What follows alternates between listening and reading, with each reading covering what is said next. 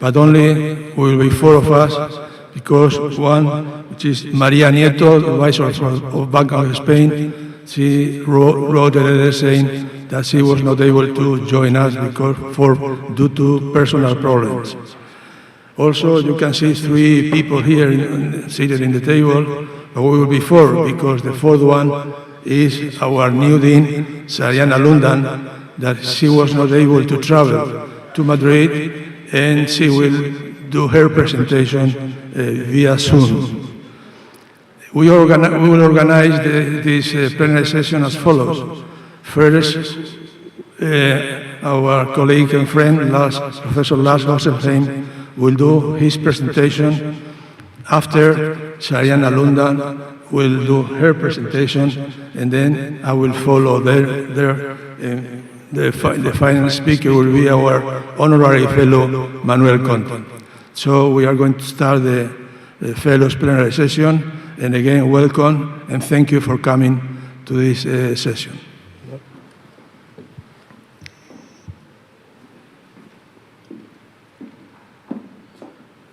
Well, thank you for inviting me, Juan.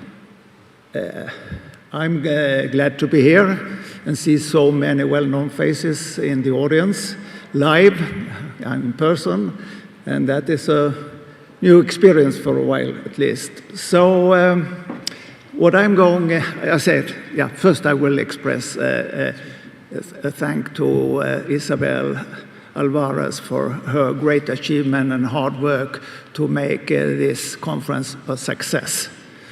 And I'm glad, as I said, to be here, and I'm also a little bit sad because the message that I will convey to you today and share with you is quite gloomy. And so that is tough, but it's based on, analogies over history, and also partly based on research, but hopefully it will not come true. So there is, of course, some probability that we will find out of that gloomy scenario I will present to you.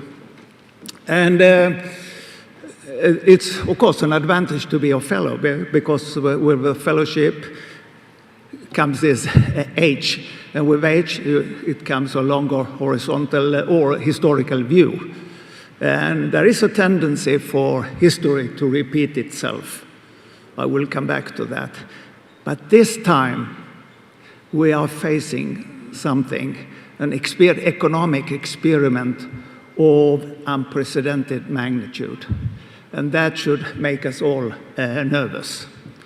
And of course, you can ask, how can I be so gloomy or sad when you look at the situation out there? Yesterday, if you strolled along Grand Via, you could see all those people out there. The shops were full of hungry people buying stuff, and the restaurants were fully booked, and so on. Well, yes, there is now consumption, high consumption, and that keeps up the gross domestic product. So it looks like we have recovered. And also, I mean, if you go to the stock market, you see the stock market is at an all-time high. So in that very respect, it looks very nice. But what you should ask yourself is, of course, what is the true story? The story behind what we see. And I mean, it's not consumption that is a path to the future. It is investment. And investment are currently very low. And for those of you that question, I mean, why investment are so important, you should check studies like, there are studies about, based on extreme bound analysis, where you actually run all regressions that are possible with all possible explanatory variables for economic growth. And then you find that only one variable survives significant with the same sign consistently. And that is the positive impact from the investment ratio. So, I mean, what is missed now out there? is that the fact that we are fooled by a lot of stimulus from governments, central banks, that actually make all price mechanisms fail. We do not get the correct information from prices any longer due to the action of central banks and governments. And that is, of course, a tough issue, how we should handle that. And if you look into the investment now globally, as I said, it has come to a halt. And the economic logic is very simple. The economic logic is actually, we have a technology shift. And the technology shift and financial crisis go hand in hand. So the crisis 2008 was very much linked to the ongoing technological shift. And the economic logic is, of course, that you, as a manager, you hesitate to invest if you don't know which technology should be valid in the future. You will wait and see. And if you consider that at your own individual level, you can see, if you think about buying a new car, you say, what kind of car should I buy? A biogas, or diesel, or battery, or whatever.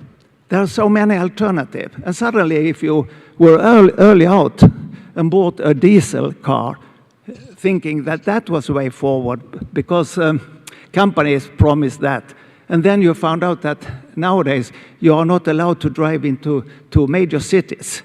They have put a ban on diesel-driven vehicles and so on.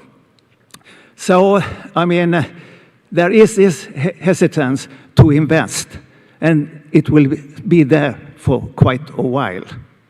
And, well, now we come to the problem. And the problem is that, and I don't know to what extent it could be blamed on ourselves, that we actually teach economics and management more or less in silos at the universities. And instead of integrate the two, so that managers fully get the idea of the macroeconomic environment of the firm, and politicians or economists, they really understand what's going on at the corporate level. So there is this gap to bridge in that very respect. But now we come to the central banks. And the central banks, they think what we can do now to stimulate here is, of course, that we can lower the interest rate. But if you lower the interest rate with different measures, I mean, you have different programs to do that, you print money and so on, and so you really bring down the interest rate, and you have all experienced that we have about 0 interest rates now. But if you don't want to have a real investment yet, because you hesitate to invest, but you see that money are more or less for free, what are you doing? Well, you borrow, and then you buy back your shares, for instance, because then you see that that is a way to boost the share price. And so that is what has happened in, for instance, United States. The companies in the United States has never been more indebted than what they are today. And I mean, as an example, in 1990, at the beginning of the 1990s actually, we had almost 100 companies, Standard & Poor's 500 companies with the highest creditworthiness, AAA creditworthiness. And today, we have only 2 companies left, because they have all slided down the scale in terms of creditworthiness, tempted to borrow as much as possible. So this is, of course, something that should scare us all. And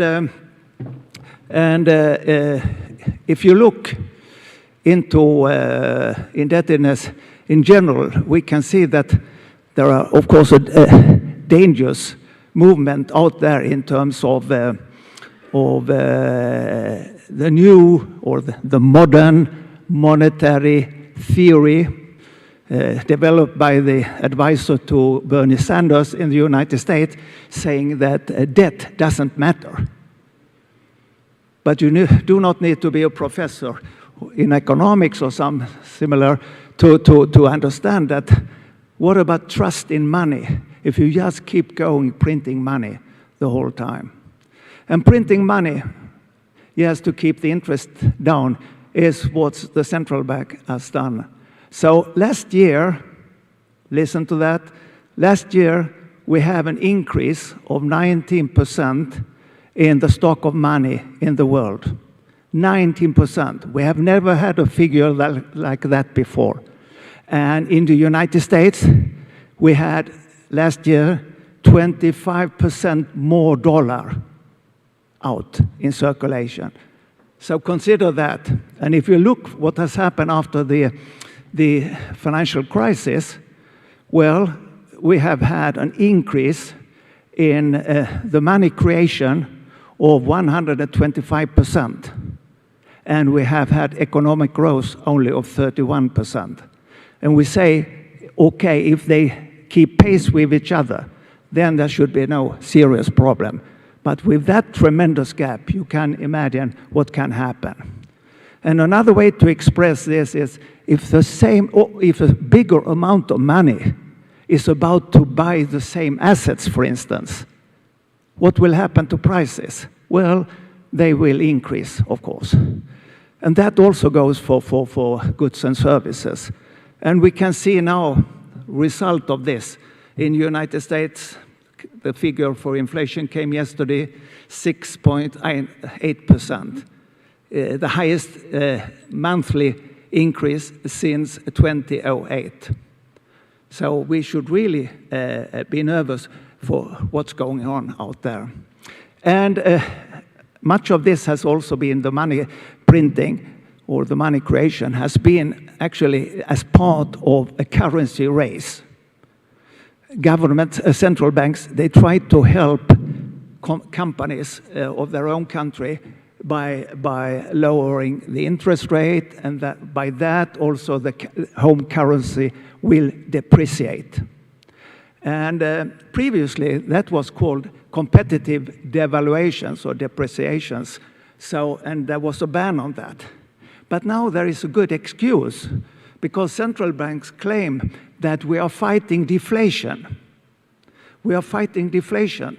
So with with a low exchange rate, foreign goods coming in our country will become more expensive.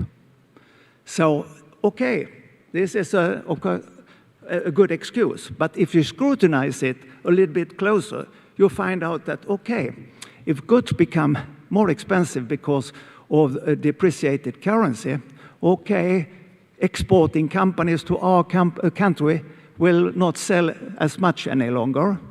So we actually convert that into jobs in our own country.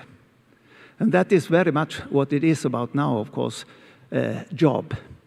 And so everyone now, politicians out there, try to secure the jobs, the high-tech jobs in their own country. So that was one way. Another way we can see central bank or the politicians act as another venue. It is a tariff war, because all central banks, they were more or less involved in this currency war. And if every central bank is involved, then there will be no change in the exchange rate. So they found we have to go to something else, and then we had the tariff war. Maybe you recall how Trump and Xi Jinping, they fought with tariffs. But suddenly also, I mean, and President Trump defended the tariffs that they were for military on steel, that it was for military reasons he imposed the tariff, and so on. But that was, of course, to please his voters in some areas in the US. The Rust Belt. But this was not a success, a tariff either. So then they tried the third alternative. And that is going on now. And it's the next generation of war. And that is the internet war that we can see. And as now when we have the online trade, the cross-border online trade has exploded. So if you can control your internet instead and hinder your citizens to order from abroad and instead order at home in a non-transparent way, this is maybe a better solution for, at least for politicians, as compared to tariffs, because of its non-transparent character. And that is what we can see China is doing, Russia is doing, Iran is doing, and so on. Now, try to control the internet. And I mean, if you go to China and try to order something from a US firm, suddenly you see that, okay, you have really tough time to get through. And then suddenly you give up, and maybe you order instead from a Chinese company. So that is a smooth way to keep the jobs at home. So there are actually many tough challenges out there by politicians and pursued by politicians and central bankers. So what is the way forward now that we can see that should scare us? Because everyone realizes that, I mean, every politician today that want to be re-elected has to show the ability of creating jobs, one way or the other, new jobs or attracting jobs, or at least keeping jobs in the country. Because there is a fierce competition for high-tech jobs right now. And we know, all of us here, that there are no shortcuts for that. So basically there are three ways to do it. One is, of course, to do it via lowering the bureaucracy, hiring the education, or show the best productivity, to attract, show that you are the best production venue, and by that attracting companies from abroad coming in. And but it takes time. And politicians do not afford to have to wait and see, because the election may be around the corner. So the second alternative that is pursued globally is actually to try to lower corporate tax.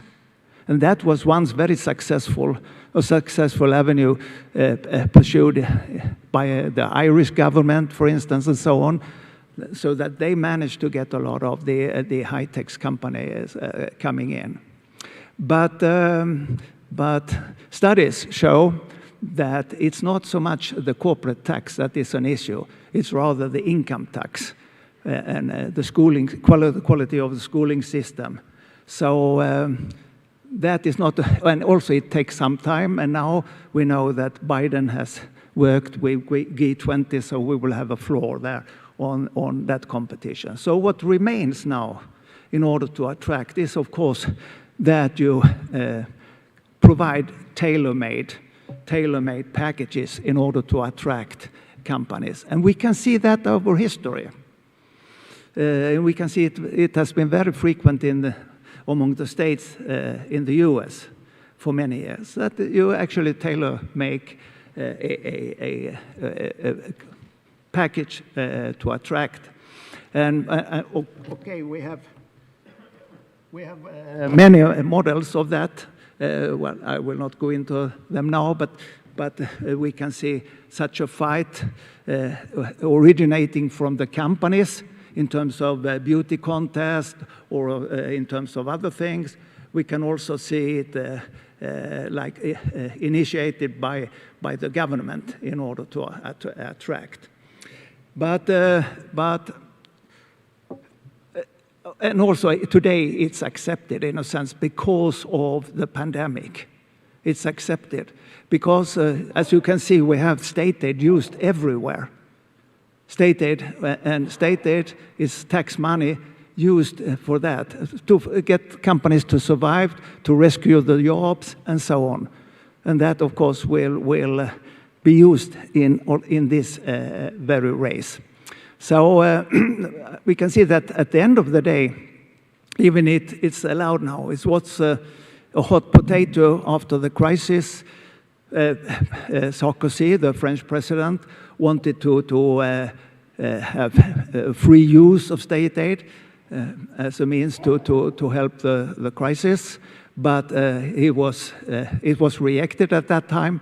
But now, 2014, in the EU, there was openings for using state aid in times of crisis like we face now.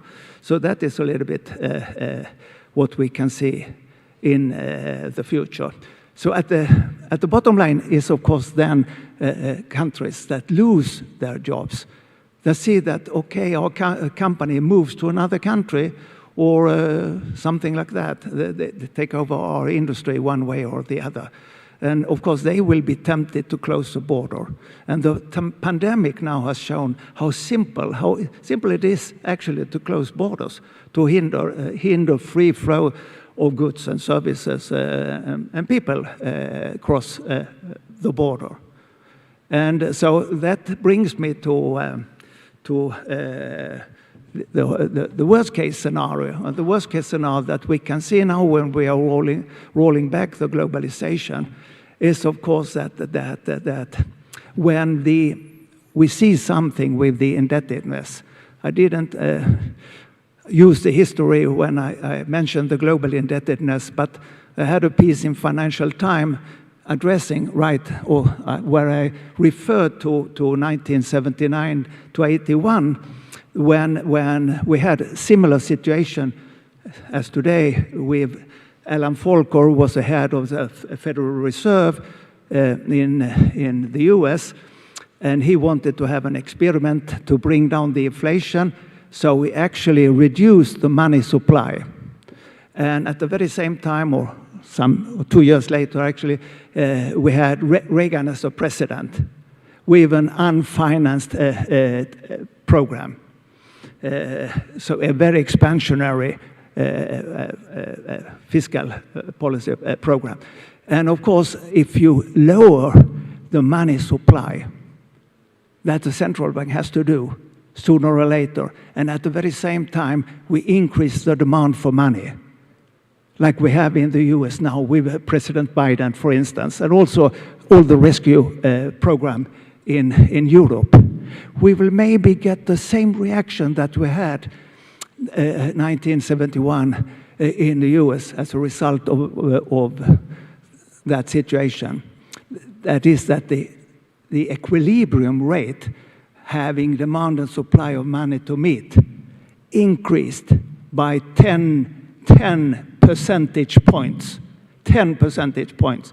So imagine yourself, we get something similar now. And maybe you say, okay, it's impossible. Well, at that time, there were no correspondence in actual inflation. But maybe there was inflation expectation. And that is, of course, what gets rooted right now when you see inflation of 6% in the United States and so on. 6.8 actually, and so on. So, I mean, very soon, the situation can go out of hands of the central bankers, and we will face a dramatic increase in the interest rate. And of course, that will, this time, with that high indebtedness of firms, hit very hard around. So, and that then the fight for job will be even more intense, because we have figures now showing that due to the digitalization and artificial intelligence and so on, we will lose 50% of the industrial jobs in the United States. And also there are now studies showing that the pandemic will mean that we get rid of slacks. So those people that were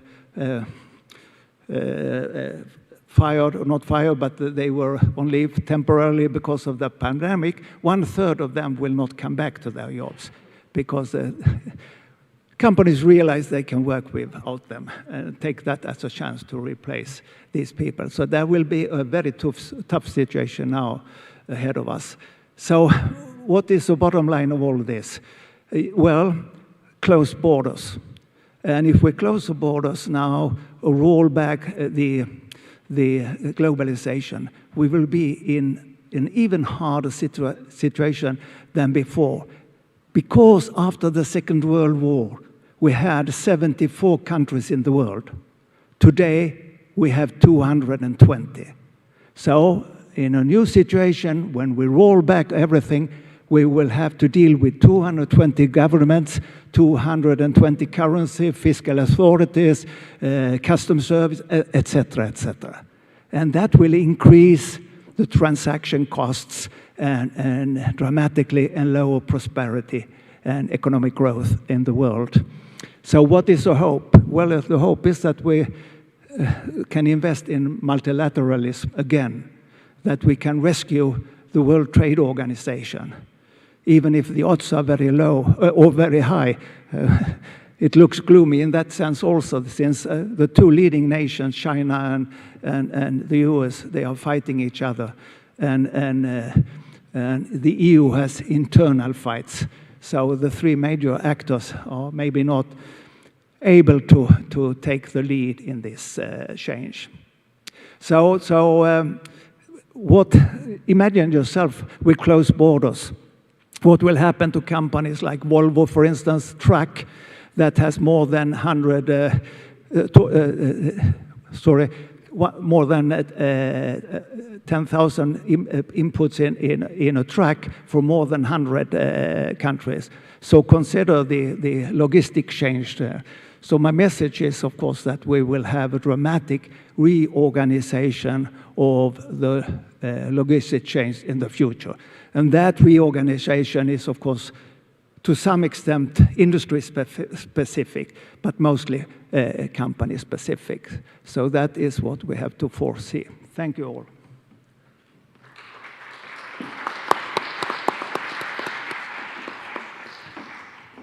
Thank you very much, Lars.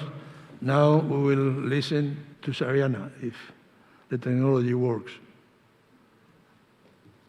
Okay, are you able to hear me in the room? Yes. Very good. Hi, Sarianna. And you can also see me, hopefully. Yes. Very good. Then I will go on with the program.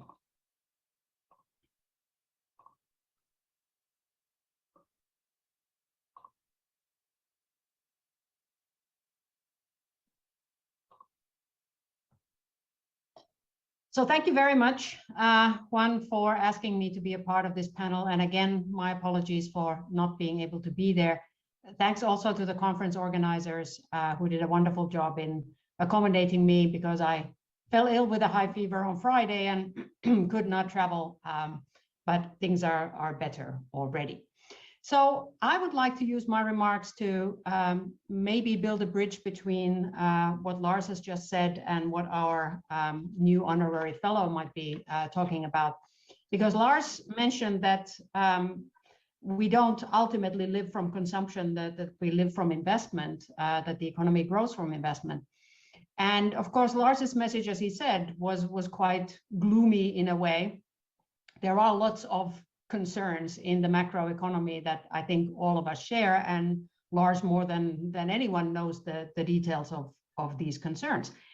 I have a more optimistic view, and I think that is because in the last few years I've been working on a segment of the economy, and specifically with firms that are dealing with infrastructure investment, particularly in the energy sector, and firms that really are, in a sense, pioneers. And from their activities, I think you form a slightly different view on where we are headed, even if we take into account all of these macroeconomic concerns.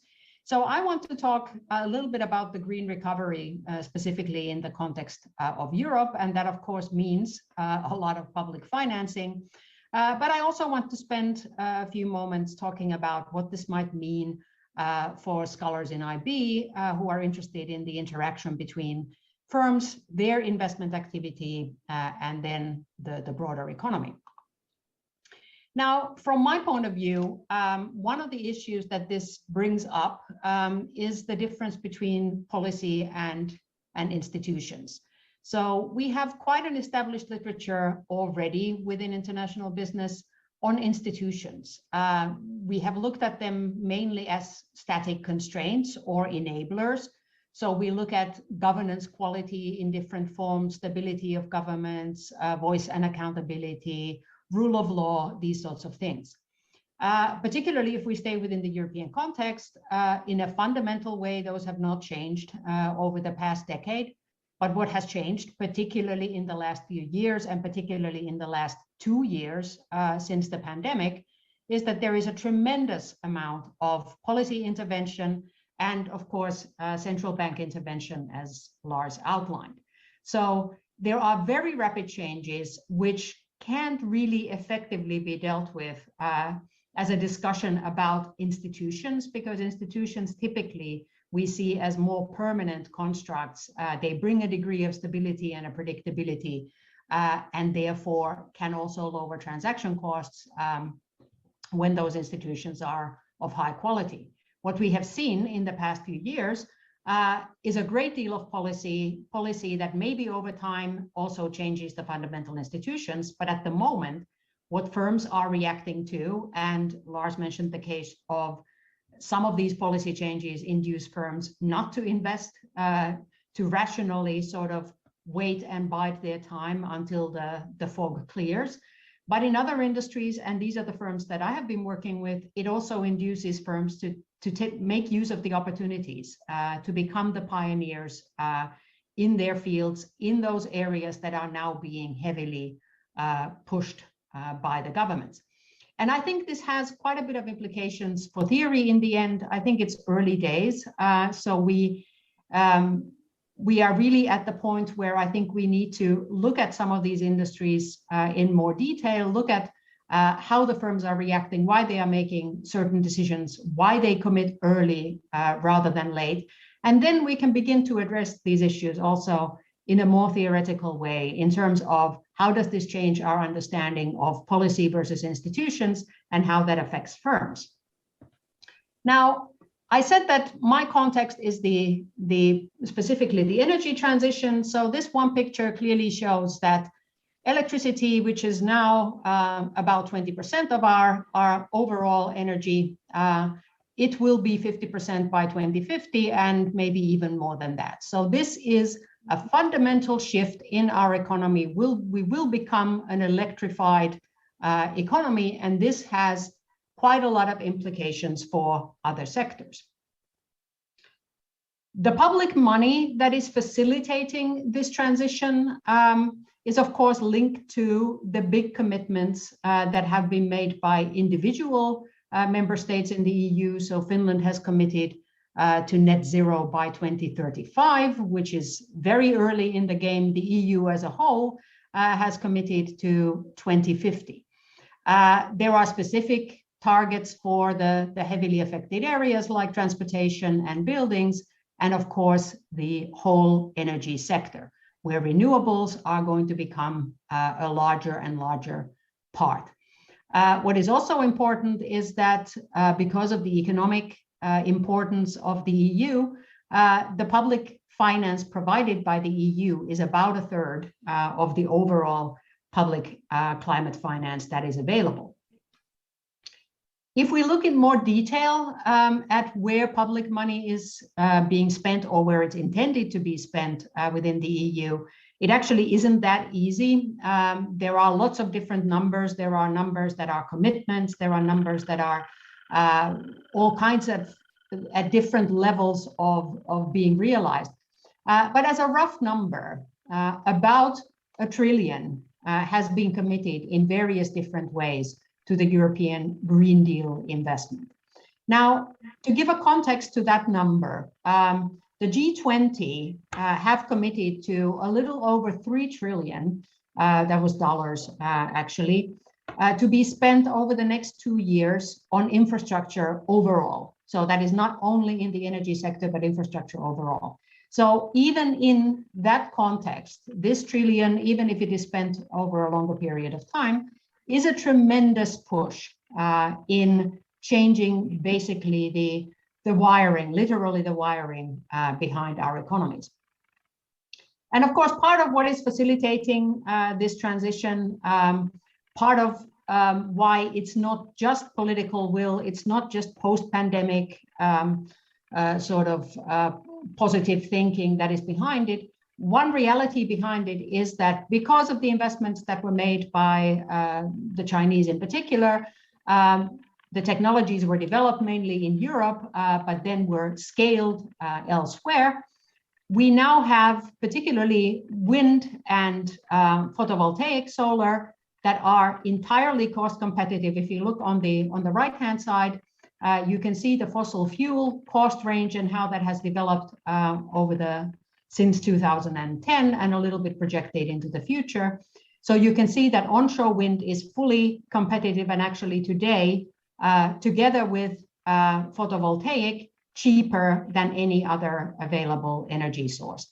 And you can see on the left-hand side how the costs of these four types of energy, solar thermal, that's the topmost line, that is still the most expensive, but prices are coming down, photovoltaic and the on and offshore wind. So it's quite clear that we have two technologies, wind and solar, that are going to be able to take us through the energy transition and through these investments. And at this point, you might think, well, this is overall a very happy and positive story, and it is. I think there is one crucial element that is in short supply, and this time it isn't money, because there is plenty of public financing available. What is in short supply are actually firms that could carry out all of these investment projects, particularly since we are effectively trying to do this against the clock. Now, electrification will take care of a good number of our problems related to climate change, but not all. And the problems that are not dealt with by electrification include heavy industry, include areas of heavy transport, so ocean-going transport, aviation, heavy road transport, trains, and so on. So this is not a trivial part of the transition, and it requires something other than just electricity to fuel it.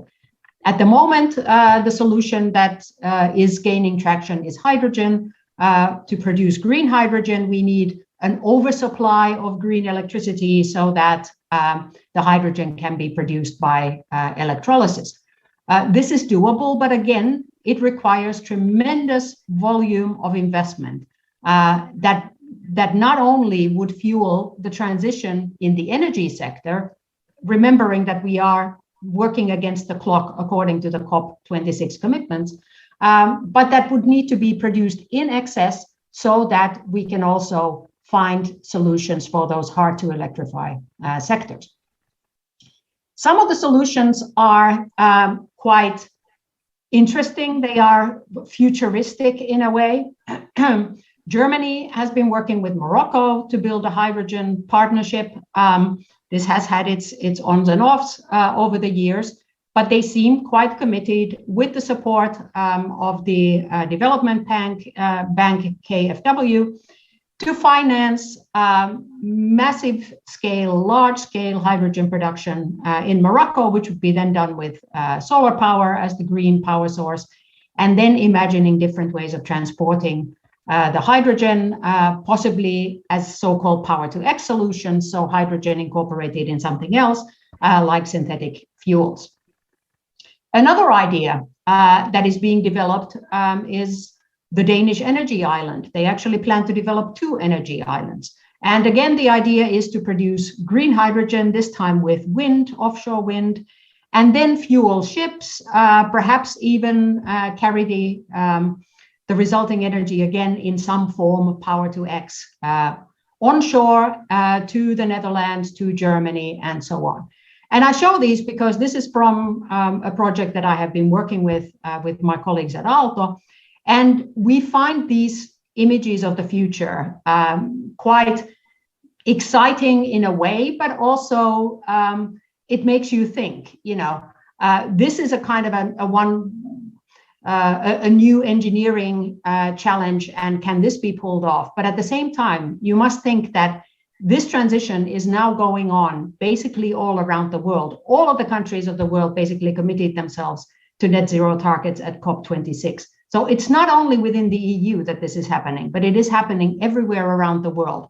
And it's difficult to imagine that there would be enough capacity for all these projects to get off the ground within the time frame that we are imagining. And that's a very different constraint to what we are used to talking about. We are used to thinking that money might be a constraint, political will might be a constraint. In this case, there is no shortage of political will. There seems to be no shortage of money, even with all the problems that Lars outlined. There is a question of capacity. Are we actually able to pull this off? In the long term, of course, there will be more companies coming into these sectors, but is that going to be enough? And this brings me to my sort of concluding remarks. I think the transition risks that are involved in this process when we transform our economies to be driven with a different energy source, are quite different from the risks that we have faced before. They are very systemic because energy, of course, is part of an energy system. There has to be a way to transport that energy. There has to be storage options and so on. It is infrastructure investment, which always tends to be connected with the public sector. And there are multiple transitions. And this is something that Lars was also alluding to, that we live in a technological period where there are many different options. I showed you a fairly straightforward story where we electrify and then we add hydrogen to the mix. There are different paths that could be followed. It could be biofuels in aviation, for instance. So it's not at all clear for the firms that are making investments that there is one path. It's also not clear for the governments that there is one path. And in all likelihood, there will be parallel paths that are going to be developed. In addition to that, there is this temporal dimension. At no other time that I can think of has there been effectively a clock, like in a chess game, that has been set. That says by this time there will be this amount of investment. Here is money. We are now expecting the economies to transition. And we have seen lots of different kinds of commitments. We've seen commitments by private firms that have committed beyond what their governments are committing. We have seen governments committing to different kinds of timelines, all of them making their own judgments about are there opportunities, or what is the least cost way of being kind of a fast follower. The other issue here is that these are infrastructure projects which tend to have the characteristic that you have quite a long investment horizon. You have substantial counterparty risk over the lifetime of that project, particularly in emerging markets. And so these are, in a way, inherently somewhat difficult kinds of investments. They are certainly the kinds of investments where the investors normally would be quite conservative and would want to have a reasonable amount of certainty over the lifetime of the project. That certainty is really not available in many cases, particularly as we move to something like the use of hydrogen in a commercial sense. And fundamentally, I believe that public-private partnerships are going to become not only a new area of study, but I think this is something that both companies and governments will have to get better at. We've had public-private partnerships before. It's certainly not a new concept, but the scale at which we would need the private and the public sector to work together to mitigate some of these transitional risks. They can't really do a lot to make them go away, but they can maybe do something to mitigate them in the local context. I think this is something that myself and colleagues at Aalto are working on and trying to get to grips with. But I think this is one of the big questions that is going to be with us for the next 10 years, for the next 15 years, when we are transforming the infrastructure of the global economy. Thank you.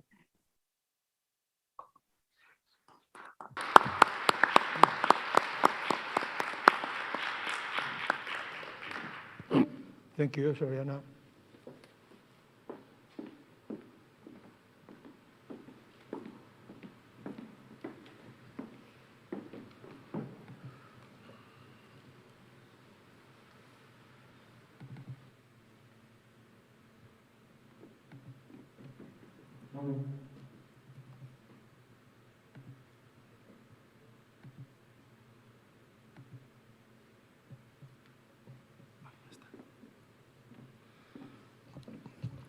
Thank you.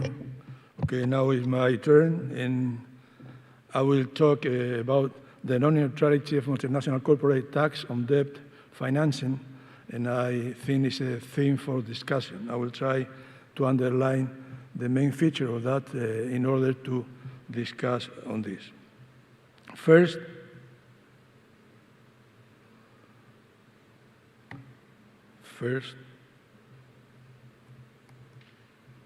it doesn't work.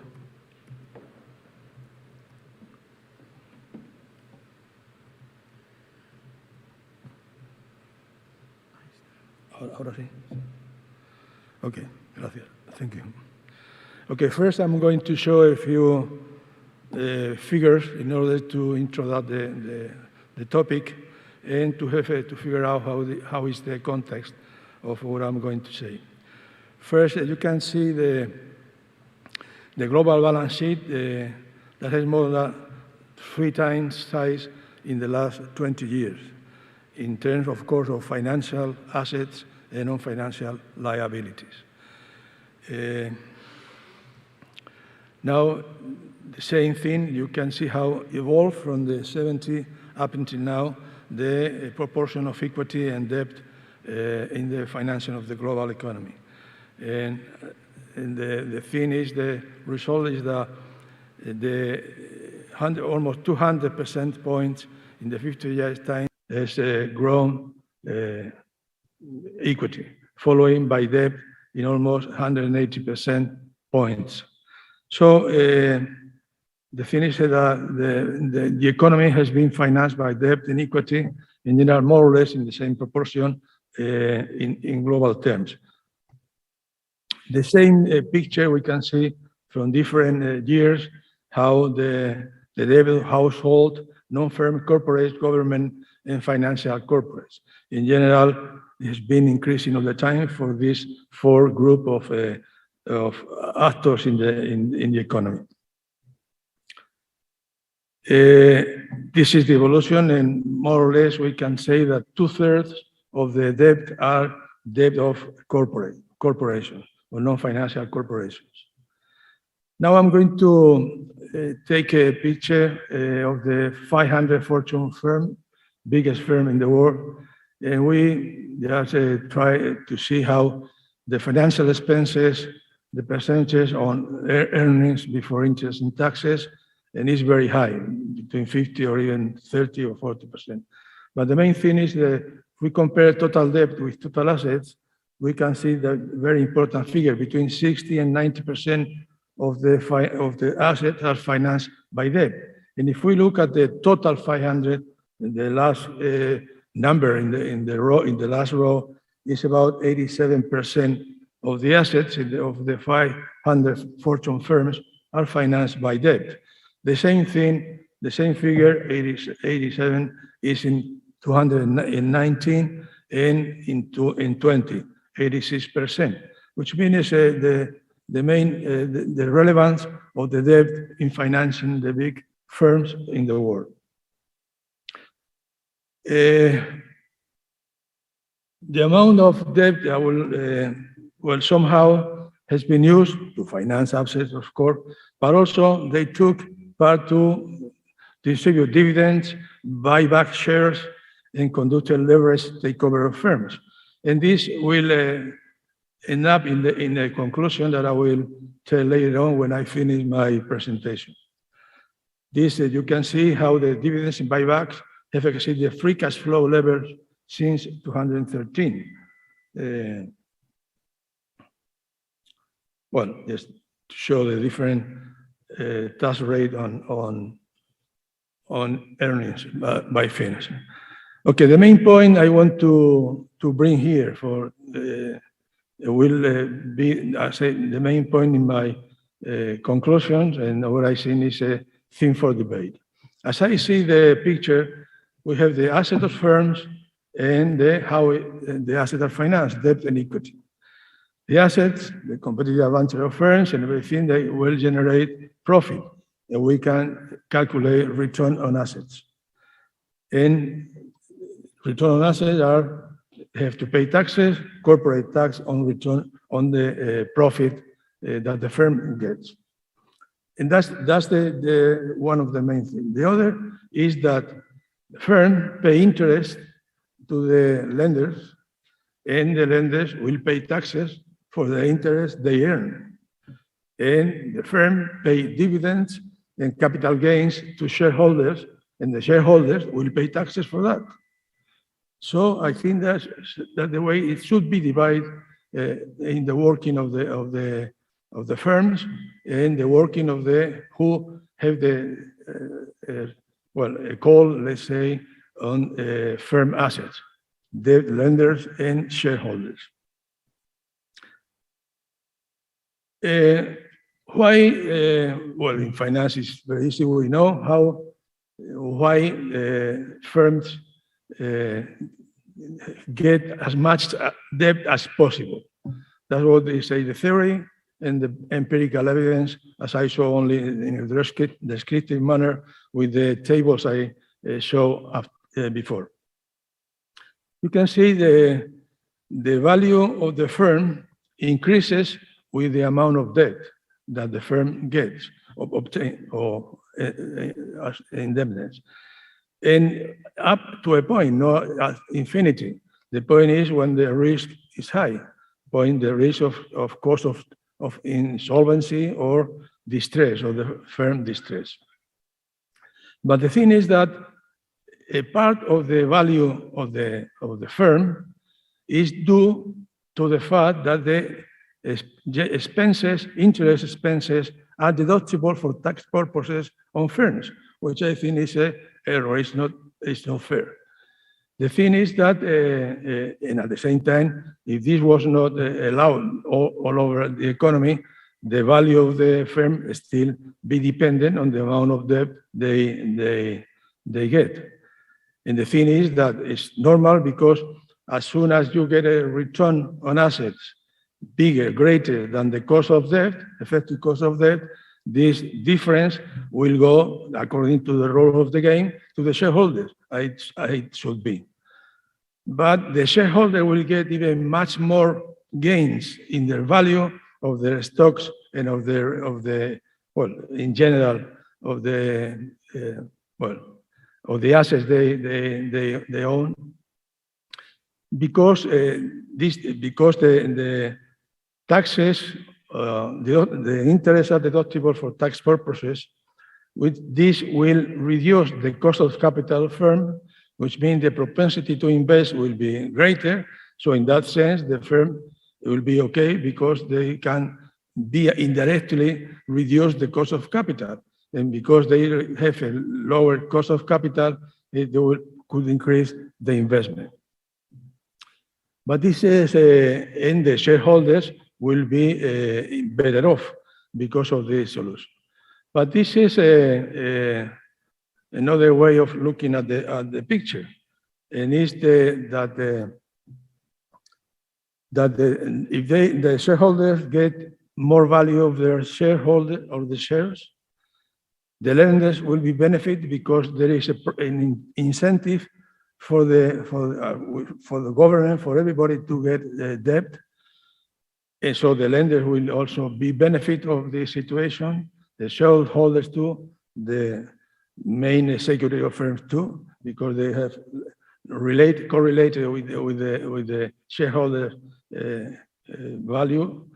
And but at the same time, given the high concentration of property and of income, this means that this situation will increase the wealth of shareholders, and given the distribution of wealth all over the world, this will increase the inequality. So this is another indirect effect of this situation. But not only that, the tax authorities will get less income because firms will pay taxes much less than they should be if the interest expenses will not be deductible for tax purposes, which means there is an opportunity loss of tax authorities, which means it's an opportunity loss to make investments in social and economic infrastructure. I mean, wealth, health, education, infrastructure in general.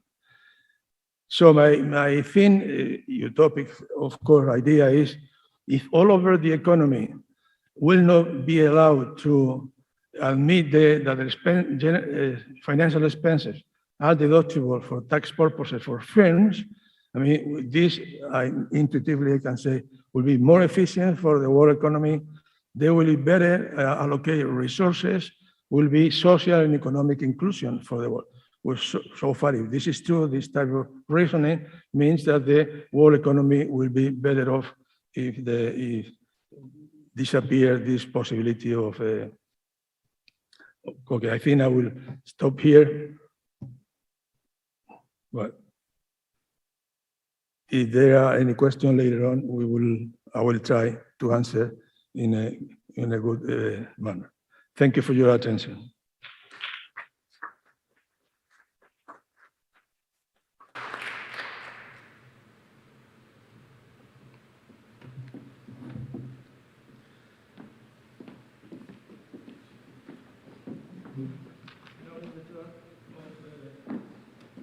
Our honorary fellow, Manuel Conthe. I'm going just to introduce with a few words. Of course, when we decided in the fellows to admit that the candidate of Manuel Conthe, I present his curriculum vitae, but I don't know if I remember, but a few things about him. He was Secretary of State of the Spanish government. He also was a General Director of the World Bank. Besides that, I think he has been the President of the Exchange Commission of Spain, and, well, many other things. He now is at the head of the editorial board of the biggest group of financial information. I don't know if I'm correct or not, Manolo, but you have an idea. Besides a friend, Manuel is a very qualified person to be honorary fellow of EIBA. Thank you for accepting being with us. Well, many thanks, Juan Jose. I used to be director of the European Investment Bank, EIB, and I'm very happy to be an honorary member of the EIBA, meaning your association. And sustainability has loomed large in these discussions, both on Friday. Vice President Calviño talked about sustainability goals. Just Sarianna Lundan talked about the transition risk. So I'm going to cover just a narrow topic, which is the use of nudges by financial regulators to entice banks and financial markets into helping in that effort. And to do that, probably I need to start by touching briefly on the first topic, which is the inherent difficulty of the international fight against climate change. The reason being that the fight against climate change can be seen as a multi-person prisoner's dilemma or a public good game in which all carbon dioxide emissions across the world are fungible and they add to the risk of warming. And for any single country, company and citizen around the world, limiting the amount of gases is costly.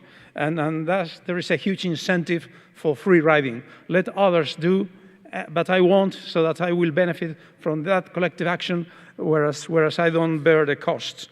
And this dilemma is particularly thorny because the relevant factor determining the amount of climate warming is the cumulative amount of greenhouse gases, or particularly carbon dioxide, in the atmosphere. And whereas part of the bulk of the cumulative amount of gas in the atmosphere was emitted years ago by industrial countries, now emerging economies are probably the biggest, well, definitely the biggest emitter. So there is a problem of justice across countries, and what's the relevant benchmark to consider the amount of effort you need to do. Besides, the effects of climate warming is uncertain, but it's not going to be even across the world. Some countries will be harmed, but others actually might benefit, even though that's not recognized frequently. And as we have seen, this effort for countries and policymakers to enforce measures to push the economy in that transition path towards a net zero is costly, and therefore countries have to pay a political price when they try to enforce those policies. As you know, the world has left a carbon budget of around 1.3 trillion tons to be issued from now until 2050 if the average temperature of the world is not going to go above 2 degrees above industrial in the industrial past. So if you take into account that every year the world as a whole is emitting something like 40 billion tons of carbon dioxide, the arithmetic is pretty straightforward. So in 30 years' time, we will use up this carbon budget which is left if the warming is not to surpass 2 degrees. Of course, to address that, 2 different tacks were taken in the past. Originally, in the Kyoto Protocol in 1997, the idea was to enforce mandatory objectives for every single country, and that, in the end, worked out to be unfeasible.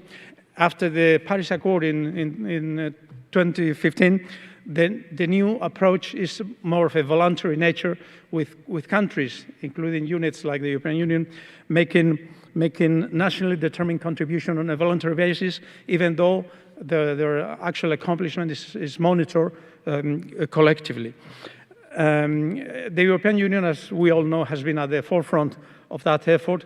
We have been always the good guys in promoting the international fight against climate change, and a number of measures has been used since the very beginning, particularly after the Kyoto Protocol was enforced. Mandatory emission standards for vehicles and the like, carbon permits, which, by the way, these days are pretty expensive. Probably the novelty in recent years, and particularly after the Green Deal that Sarianna mentioned before, is that on the one hand, funding has been a significant element, and the next generation funds are definitely a big incentive. And also, probably for the first time, a measure has been envisaged to punish foreign free riders through that so-called carbon border adjustment mechanism, which was considered in the Fit for 55 paper by the European Union, and is supposed to punish some imports intensive in carbon dioxide, which have been produced in countries not subject to the limits.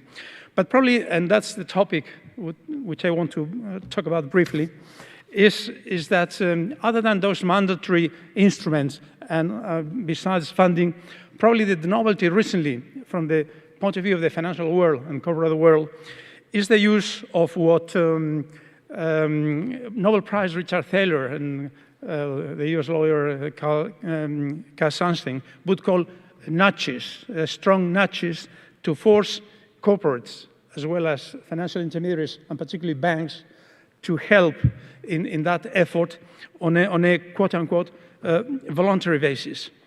In the case of capital markets, and particularly corporates, the nudge takes the form of requirements for transparency and for corporate sustainability reporting.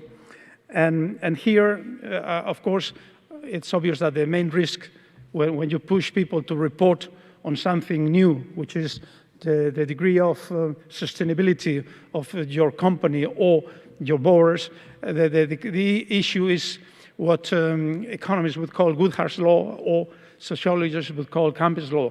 Once something is made a policy target, automatically there's a tendency to corrupt and distort that variable so that it starts behaving in strange ways, and concepts are just used in a way which was not consistent with its original meaning.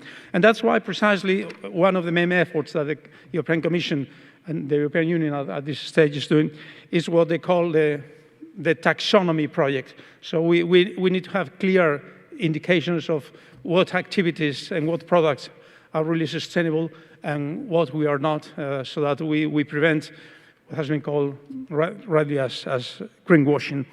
But probably, and now turning to banks, which is something closer to my current activity to the extent that now I'm a director, independent director of one Spanish regional bank, Unicaja Banco, is the main focus of financial regulators, meaning mostly the European Commission, but also the European Banking Authority, and particularly the European Central Bank, is not so much transparency, which of course they use, but they have been using additionally the respectable concept of risk.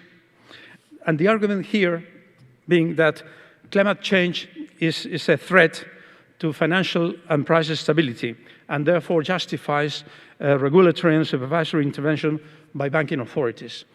Last year, the Bank of International Settlements, the BIS, together with the Bank of France, issued a report in which they talk about what they describe as a green swan, drawing on Nicolas Taleb's concept of the black swan, and to the extent that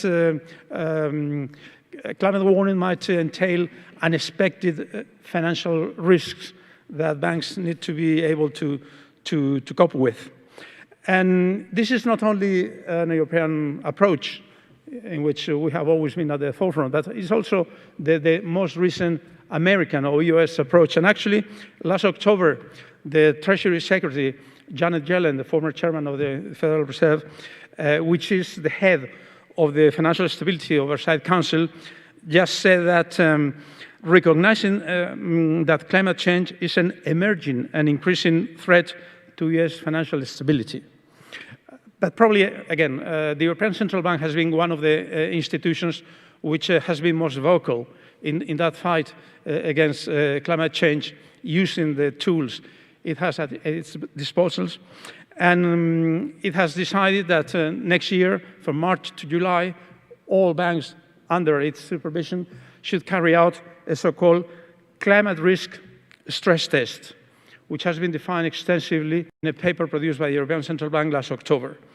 In that exercise, the phase one will be for banks to collect data using a very detailed ECB's template, and then there will be a second phase of what the ECB calls quality assurance, which is the European Central Bank analyzing the reports made by supervised banks and checking its quality. And the European Central Bank requires banks to use at least two metrics. First, they should report all the income, the interest, the fees and the commissions from greenhouse gas intensive industries, which of course will require banks to classify by intensity all their clients. And also they should report about what the European Central Bank calls financed greenhouse gas emissions, meaning those emissions carried out in the atmosphere by the bank's clients. In the reporting, banks, according to the European Central Bank, should report about three main risks. One, which has been discussed has been touched upon by Sarianna just a moment ago, transition risks, which are the financial consequences, financial losses particularly, in terms of credit risk, market risk, of companies, being affected by that transition to a net zero world economy by some year in the future, which will entail, in all probability, a significant higher price of carbon emissions. And what the European Central Bank requires is for banks, first, to consider a 3-year horizon and see what happens if there is a sharp increase in the price of carbon emissions, what happens to your portfolio, to your lending book, and to your activities if there is such a scenario. But also, and this is even more ambitious, the European Central Bank requires banks to consider long-term strategies confronted with three different transition scenarios over a 30-year horizon, which really is far-fetched.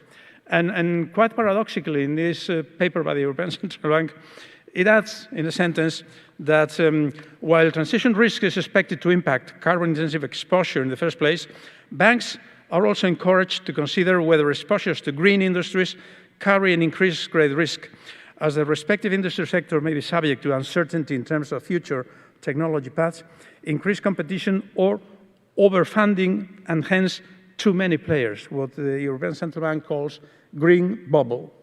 Well, the second risk to consider is physical risk, which are the effects of extreme weather events like storms, hurricanes, heat waves, etc., which entail damage to property or reduced probability or disruptions of supply chains. And here the European Central Bank requires banks to consider two potential events. First, a large flood in Europe, and then a severe drought and heat wave across Europe. And finally, the third risk which the European Central Bank requires banks to consider is what are called broadly operational and reputational risk. And here, three categories are specifically spelled out.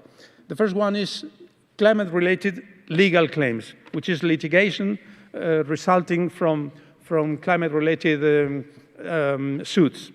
The one most clearly mentioned is greenwashing, is corporates and banks being sued because of if not fraud, wrong disclosures about the description of green products. But also, the European Central Bank requires for banks to consider physical risk for its own activities, like including impaired business continuity.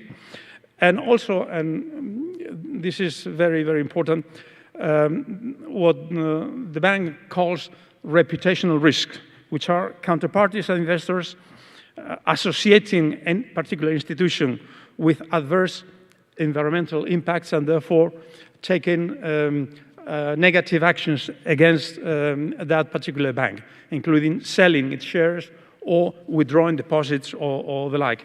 And that's why the bank concludes that providing finance to companies with significant polluting activities can be a driver of reputational risk for institutions. So here we see that beyond mandatory rules, the European Central Bank is using that very strong nudges of forcing banks to report on something relatively new, which are those risks. I come to my final point, is my view on that. First of all, let me tell you that this approach, not only by the European Central Bank, but even by the Federal Reserve and by US regulators, has been subject to some criticisms. In the European Union, they have been very, very muted, actually. From what I've seen, for instance, the general manager, CEO of the European Banking Federation, the Dutch Wim Meijs, has just said, but very humbly and meekly, that policymakers often lack the courage to introduce direct and impactful measures in corporate sector or fiscal areas, and therefore resort to banks and to the financial system to do the dirty job of pushing the economy into that transition. But probably in the US, as is typically the case always, have been much more vocal and open critics of that approach. And I just want to mention John Cochrane, who has a famous blog, The Grumpy Economist. And he sometimes is really grumpy, because in one recent article he wrote that the Fed's job is not to save the planet, and that the idea that climate warming entails a significant risk for banks is just, in his words, a convenient myth. Actually, he says that, let's imagine in the US that Trump returns and he declares illegal immigration is an existential crisis. I can't get Congress to do anything about it. So what I do, financial regulators tell banks to freeze the bank accounts of any customers who can prove legal status and the like. And he mentions that actually there are other risks different from climate warming that are much more relevant for banks and which are not subject to any stress test. Actually, he considers the case of, say, China invading Taiwan and leading to a major geostrategic crisis. In the European Union, we could say, what would happen if Russia were to invade Ukraine and NATO were to respond So that's a very concrete and specific risk, which luckily I think probably is remote, but in risk terms is far more significant than the climate warming for your balance sheet. Also, another pandemic, which were to be even stronger than the one we are suffering, from a risk point of view, would be much more relevant than climate warming. And to that extent, I think there is some grain of truth in those criticisms that by focusing so much on climate warming as a financial risk and adding that word, which has an aura of respectability, risk, to climate change, probably the European central banks are imposing first a significant regulatory burden to banks, but also are to some extent overstepping their traditional mandate, which is financial stability, and are very close to doing some sort of political job which is not completely within the bounds of their traditional mandate. But what's my point about this? Frankly, I think there's a moral philosopher, Joshua Green, who wrote an excellent book years ago in 2013, Moral Tribes, which describes morality, and in general, we would say ethos, as a solution to the problems of cooperation, as a way of averting, he wrote, the tragedy of commons, we would say any collective prisoner's dilemma, like the fight against climate change. And in that sort of Darwinian approach, our moral brains evolve for cooperation within groups. So actually moral convictions are a way to sort out those thorny prisoner's dilemma that people are always in a social context. The problem that Joshua Green points out is that our moral brains did not evolve for cooperation between groups, but only within groups. You have moral convictions to support your group, but you don't care that much about outgroups. And the problem that we are facing with climate change is that to fight climate change, we need cooperation between groups, including all countries around the world, including emerging economies, industrial economies, and the like. And then to the extent that, as The Economist recently put it, last October before the Glasgow summit, that there has never been a collective human endeavor more ambitious than stabilizing the climate. My final conclusion, and here I end, is that by promoting the convenient myth of climate change as a significant financial risk and nudging companies towards more climate-friendly behaviors, economic and financial regulators are indeed stretching their legal mandates, but are also promoting the moral and corporal duty to cooperate in that collective human endeavor. Thank you.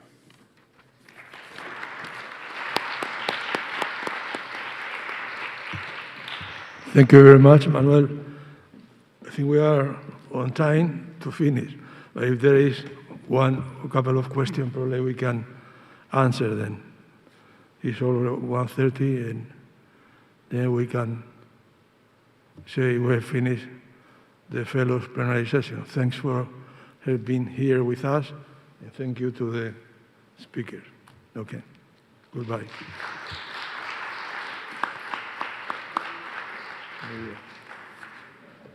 Había un poco